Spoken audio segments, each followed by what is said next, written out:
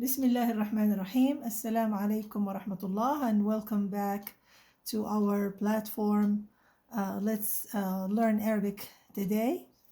And today we will be looking at الجملة الاسمية, الجملة الاسمية, or the nominal sentence in Arabic.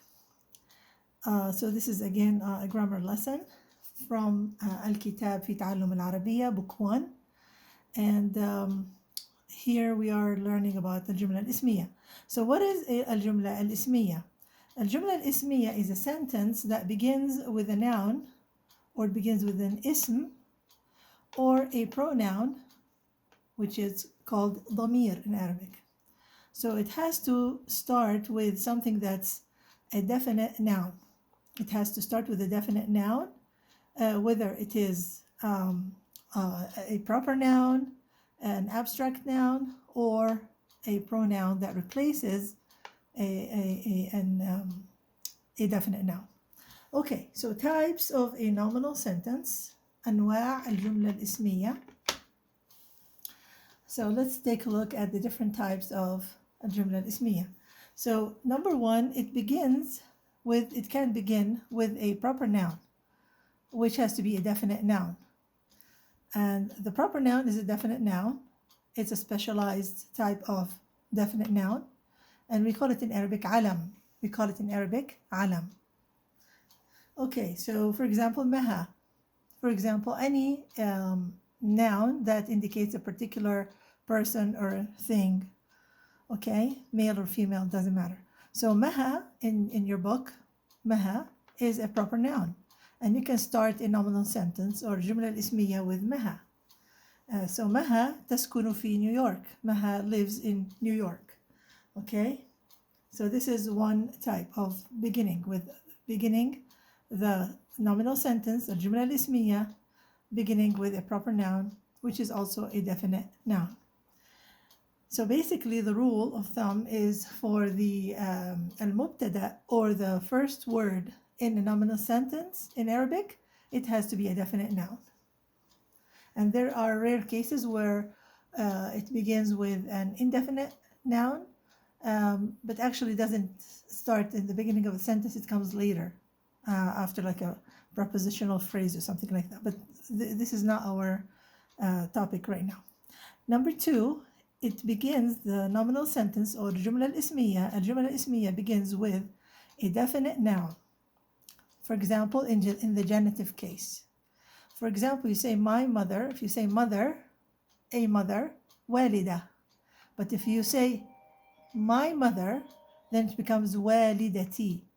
And in this case, the ya added to the word والدة makes والدتي in the genitive case makes it a definite noun. So والدتي تعمل في نفس البنك. My mother works at the same bank. So this is the second type of a مبتدأ or the noun that begins in the nominal sentence, or that we begin with in a nominal sentence. So the genitive case, والدتي, أبوه, his father, كتابي, my book, and so on. Okay, number three, it begins with a pronoun, which is also a definite noun because it replaces a definite noun. For example, أنا من California. I am from California. Of course, you can say أنت من California. You can use أنت من California. You are from California. So different pronouns we can start with, like هو, he is from California. هي من California. She is from California. We can say you both are from California. أنتما من California. أنتما, talking to two men or two women. أنتن, أنتم, you are for the masculine, and أنتن for the plural feminine. So, and there are like هو, هي, هما, there is هما, they both, the third person pronoun, هما, hum, and hunna. So all of these are pronouns that we can start the nominal sentence or الجملة الاسمية with. And all of these are considered مبتدأ, which we will learn about in a minute. We call them مبتدأ. Okay, number 4, the nominal sentence can begin with a question word followed by a definite subject. So again, if you have a sentence that begins with an interrogative word like هل أنت مدرس, are you a teacher? هل أنت تلميذ, are you a student?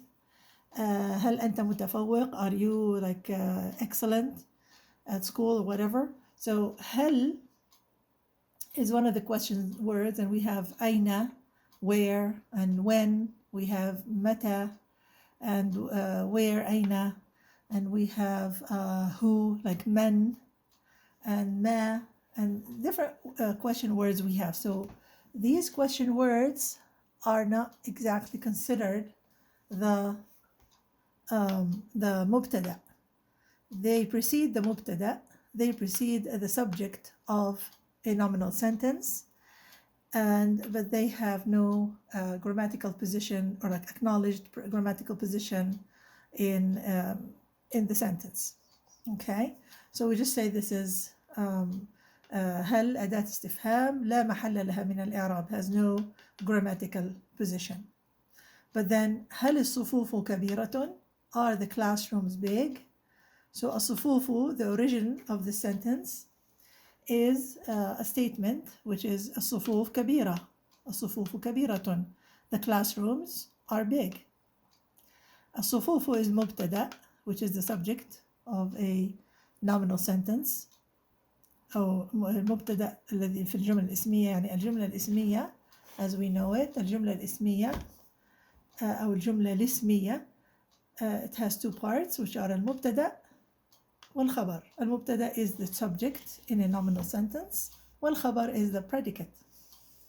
Okay, so even though the nominal sentence can begin with a question word, yet the question word cannot count towards the مبتدأ, but the following word is usually the مبتدأ.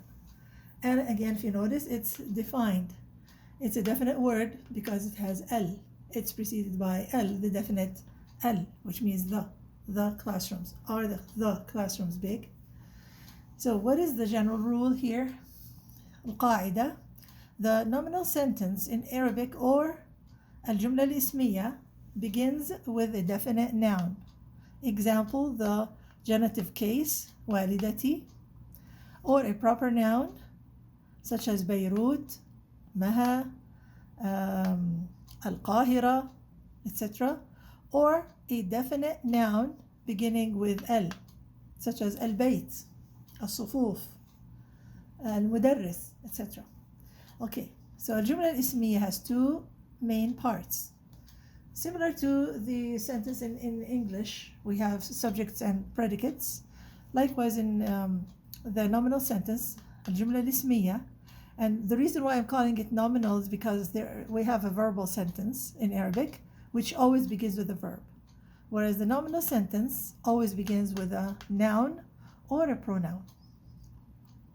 Okay, so it has two parts, we said, المبتدأ, which is the subject in a nominal sentence, and الخبر, which is the predicate. We will also get to know what are the different types of al-khabar in the nominal sentence. Now, one thing to pay attention to is that the predicate always follows the agreement rules to agree with the subject in terms of gender and in number. So if the subject is female, like a feminine word, then the predicate has to have a feminine word in it. So for example, we say البنت مؤدبة. For example, we say البنت, the girl, مؤدبة, she is well disciplined, well behaved. So البنت مؤدبة. We didn't say البنت مؤدب. It has to be, if this is singular too, one girl, one مؤدبة, one well-disciplined girl. And if البنت is a female, which is a feminine noun, therefore مؤدبة, it cannot be مؤدب, it has to be مؤدبة with a تاء مربوطة to indicate a female or a feminine noun. Now if we have two girls, you say البنتان, the two girls, البنتان مؤدبتان. Oh, the two girls are polite. And notice that we have to add an, and we keep the ta for the feminine because we didn't say البنتان مؤدبان. We're not talking about two boys. We're talking about two disciplined girls or well-behaved girls. And so in gender and in number, there are two here and two here. Two in the مبتدأ, two in the خبر. Okay, two in the subject, two in the predicate. If you have جمع, if you have plural, for example, المهندسون, the engineers. For example, منظمون, they are organized. For example, I want to say that the engineers are organized. Okay, so notice that this one has sound masculine plural. Also, the predicate is a sound masculine plural ending with un. المهندسون, like three or more of engineers, are all organized. We don't say المهندسون منظم, we say منظمون. Okay, so again, so we said the predicate agrees with the subject in gender and in number. And I did say before that it follows the agreement rules in case you have a plural inanimate مبتدأ. For example, you say الأسود, the lions. You can't say أقوياء. You can't say they are strong, because أقوياء is usually marked for men. You have to say الأسود. You treat it as one unit, as we said before, and you give it a one singular feminine noun to modify it. So الأسود قوية. So we treat it like a female lioness or something like that. But it's a plural, many lions. But because they're inanimate, they're not animate, they're not human, so we treat them as one unit, and their the khabar or the predicate will be a singular feminine noun. الأسود قوية. الغزلان سريعة. The deer are fast. Well, there are many of them, but we said we treat it like one singular feminine غزال or deer. Just like we say الغزالة سريعة, the female gazelle is fast. We can also say الغزلان, many of them, the plural of غزلان, of غزالة, are also سريعة. We don't say سريعات. We don't treat it like a sound feminine plural سريعات, like مدرسات. No, we can't say this. But if it was women, we can say المتسابقات سريعات. For example, the women, the racing women, are fast. Yes. Here you see the agreement between متسابقات has at, and then سريعات also has ألف تاء. So this is a masculine, sound masculine plural. Also the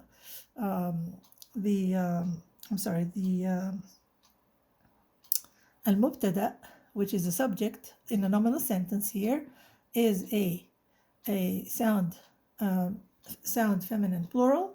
Also the predicate is a sound feminine plural. المتسابقات سريعات. They both end with at, right? But if it was anything else that's inanimate, we cannot treat it except like a singular female noun. Okay, singular female noun. Okay, so next we will learn about the different types of al-khabar, the predicate. What are the different types of al-khabar? So types of al-khabar are the predicates in Arabic. Predicates in Arabic can be definite. Okay, for example, أنا مصرية, I am Egyptian. And in this case, why is مصرية considered a definite word, a definite noun? Because it's a nisba adjective. If you remember the nisba adjective, it's like a definite noun, right? So I am Egyptian, أنا مصرية.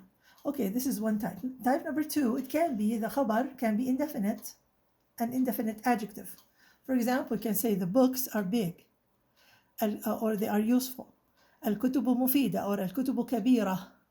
كبيرة is an indefinite adjective. Okay, so it's a khabar here. The indefinite adjective is a khabar here. Okay, and then we have number three, the predicate or al-khabar in a nominal sentence في الجملة الاسمية can be a verbal sentence. For example, we call it الجملة الفعلية. For example, مها is the subject here in the nominal sentence. We call it مبتدأ. مها here is مبتدأ. And then we are saying that مها تسكن في New York. مها lives in New York. So the whole sentence that begins with a verb, with the present tense, simple present tense verb تسكن, and what follows after that, all of that sentence is considered khabar, or the complete predicate of maha. Okay, so maha, what about her? She lives in New York. Usually the predicate or the khabar gives news. It gives you information about the subject, because you always ask maha. If you say maha, somebody says maha, you say, what about her? Oh, she lives in New York. Oh, that's a khabar. That's a news. Okay, awesome. So khabar actually means news, and it is the predicate in this case. Now, number four, it can be a prepositional phrase. It can be a prepositional phrase. For example, the book is his. So lahu is a preposition. It's made up of lam, which lam harf al-jar, which is li fulan, it belongs to someone, and who here is a pronoun. So this book is his. lahu, ممكن I can replace the ha here by saying الكتاب لي محمد, الكتاب لي عيسى, it belongs to Isa, it belongs to Muhammad. Okay, so this is here al-mubtada. Al-Kitab is mubtada, and it's a definite noun, and then the answer also is a prepositional phrase. Also, it can be an adverbial phrase. I didn't have space here, but there could be a number five here, which could be like al-kitabu فوق الطاولة. It's over the table, or on the table, over the table. Or فوق الرف. It's over the shelf, or on the shelf. Also, so it can have an adverb sentence, or شبه جملة, which means not exactly a sentence, but it's similar to a sentence. So the predicate can be a similar sentence to a sentence, which can be either a prepositional phrase or an adverbial phrase. Now, and of course it can be definite and can be indefinite, as we had learned, and it can be a verbal sentence. All right. Then we learned that Arabic does not show the verb to be in a sentence. If you notice, we wanted to translate the sentence هم متخصصون في الأدب, they are specialized in literature. هم is they, so it's a mubtada, it's a pronoun that serves as a mubtada or subject. So what about them? They are specialized. But where is the word are? Specialized, where is are here in this sentence? It's just متخصصون. So once I say متخصصون, it actually stands for are specialized. So these two mean the same. So I say هم متخصصون. So it is actually implied in the word متخصصون. The verb to be are is implied in متخصصون. So we do not show it, but the verb to be is indirectly understood in a sentence. All right. And that runs in all of the Arabic sentences. You will not find anything that replaces or corresponds to verbs to be in an English sentence. Okay, awesome. But it is implied in the predicate. All right, so we have an exercise here, I think, that I would like from your book. And it was on it's exercise number 8, page 29.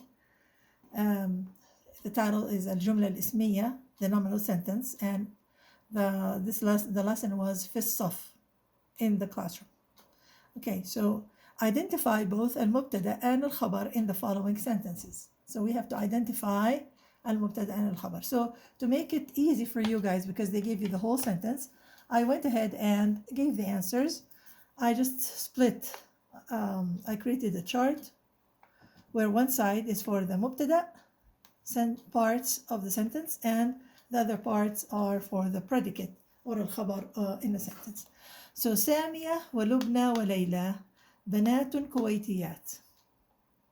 So سامية ولبنى وليلى, these are names of girls. So they are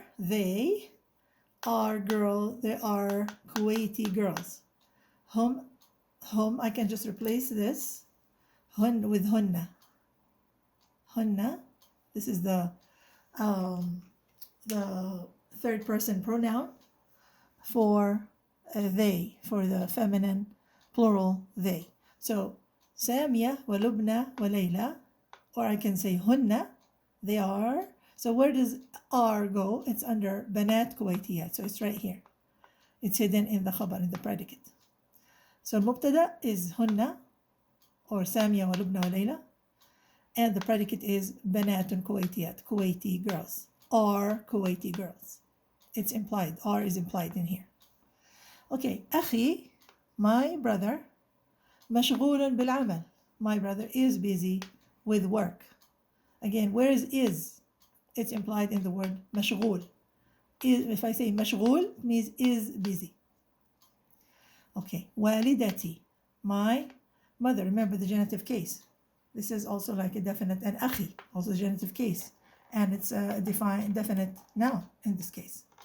And Samia and Lubna and Layla, they are all alam. They are proper nouns. And so they are definite nouns. So my mother, again, متخصصة في computer. She is specialized in computer. So where is? It's implied, ingrained in the word متخصصة. Is specialized. This one stands, if you translate it, it's translated as is specialized in computer. Okay, here, this is a third person singular pronoun for she. So here, so this is the مبتدأ, هي المبتدأ. أين الخبر? Where is the خبر? Where is the خبر? Where is the predicate? Here, what about her? Here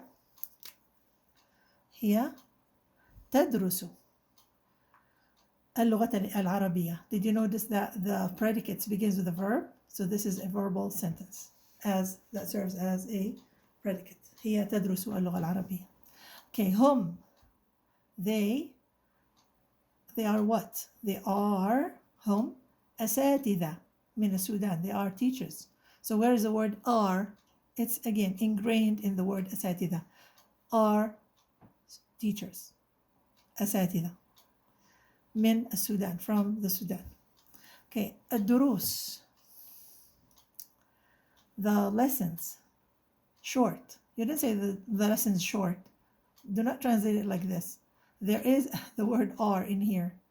Again, ingrained in the word قصيرة. So الدروس قصيرة, are short. Okay, here she is الامرأة الوحيدة في المكتب. So he is المبتدأ. And what about her?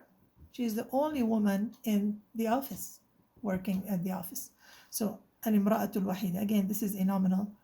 The الخبر is a definite noun. الامرأة, she is the woman. Okay. Here قصيرة is, as I said, it's indefinite adjective.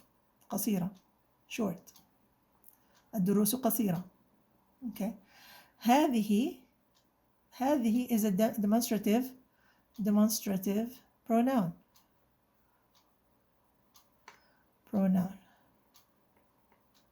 So هذه is a demonstrative pronoun, so which serves as this. Okay. And then again, شوارع واسعة. These, we're talking about this, but we're talking about these are spacious streets. So شوارع, also what is ingrained in it? yes, there is something implied in it, which is are spacious streets. These are streets, شوارع. Okay, so هذه شوارع واسعة. And notice we said واسعة, we did not say واسعات, even though we have شوارع is plural. It's جمع تكسير with the broken plural. But because شوارع is inanimate, when we described it, we said they are واسعة, not واسعات. Okay, I hope. So this is the, so هذه, the demonstrative pronoun, serves as a definite noun or replaces a definite noun. So this, it is considered a مبتدأ. Unlike هل and من and these words, this word actually serves as a مبتدأ, and شوارع serves as a predicate or خبر, and واسعة is like an adjective that describes the word شوارع. But this is for later to learn more. But if you can say what is the complete predicate here, it's شوارع واسعة, the whole thing. Okay, I hope you guys learned something new today. And so please, if you liked what you learned today about the المبتدأ and الخبر, about the الجملة الاسمية, the nominal sentence, please give it, press the like button, share the video with family and friends, and subscribe to my channel. And I do welcome your comments and your positive and constructive comments and or questions.